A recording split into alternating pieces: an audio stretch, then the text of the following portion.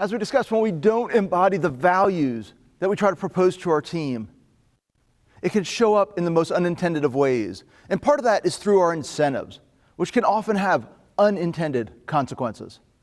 Now, I love this concept because it's true across industries, from retail to B2B. Incentives can cause unintended consequences. Think about it. If we tell our teams that we value customer experience, that the customers are our focus, but when they sit down for their monthly review, they're asked how many sales they closed, how many tickets they processed, how far below budget they were. Those incentives send a message. In fact, your incentives are your message. They tell your team what your real priorities are.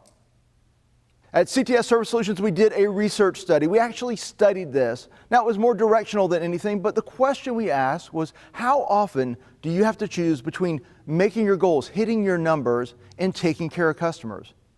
And 55% chose always, sometimes, very often. That means over half of our teams are having to choose between hitting their numbers and taking care of customers.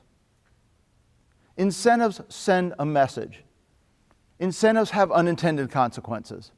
And when we make sure our incentives are aligned with our vision, with our customer focus, then we can make sure that our teams take care of our customers. So I ask you to consider, when was the last time you thought about the unintended consequences of your incentives? When was the last time you asked your team that question that we asked? How often are you having to choose between your goals and our customers? I think you'll be surprised by the answer you get.